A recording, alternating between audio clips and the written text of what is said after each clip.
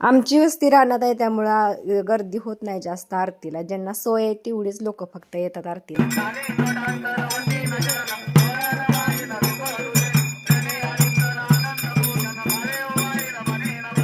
आणि आरती झाल्यानंतर मेंढक्यांना प्रसाद चालू होता. तोपर्यंत म्हणलं मेंढी माऊलीला वट्टी बांधून येऊया, म्हणून मी आणि लक्ष्मी वट्टी बांधायला गेलो.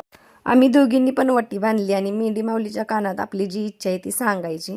आणि घरी येऊन मी गोळ्या खाल्ल्या, कारण माझ्या आवाजावरून तुम्हाला समजलं असेल माझा आवाज काय अजून बरा झाला नाही, माझी तब्येत अजून जशीच तशी आहे. आणि संध्याकाळी मी ज्या वेळेस मामांचं दर्शन घ्यायला गेली त्यावेळेस त्यांची साफसफाई चालू होती, भंडारा वगैरे झाडायचं चालू होतं, म्हणून थोडा वेळ थांबली आणि नंतर दर्शन घेतलं आणि प्रदक्षिणा घालून घेतली मामांच्या पालखीला आणि नमस्कार केला. आणि जेवण सगळं आचाराकडेच बनवायला दिलंय, तरी पण आमच्या वस्तीला बायका जात होत्या लाटायला, म्हणून मी पण गेली चपात्या लाटायला आणि थोड्या चपात्या लाटू लागितल्या आणि नंतर ना घरी आली, कारण तिथं भरपूर बाया होत्या लाटू लागायला. म्हणून संध्याकाळच्या जेवणात बासुंदी पण होती, म्हणून विकतच बासुंदी आणली होती आणि ती फ्रीजला ठेवली होती, ती दिली यांच्याजवळ काढून. आणि संध्याकाळी वव्यांचा कार्यक्रम ठेवला होता, तिथं गेलो आम्ही वव्याचा कार्यक्रम बघायला.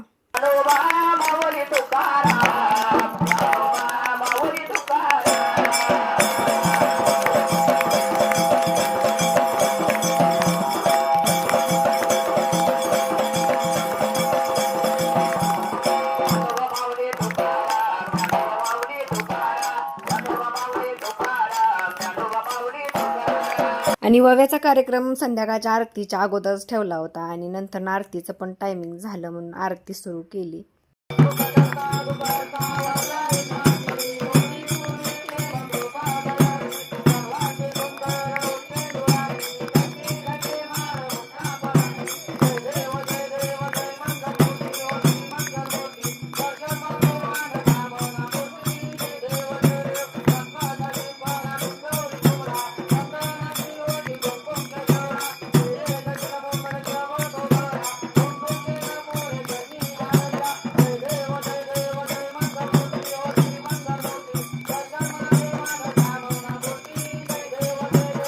आणि या माझ्या जाऊबाई आहेत, त्या माझ्या व्हिडिओला खूप नावजत होत्या की चांगलं बनवतेस म्हणून.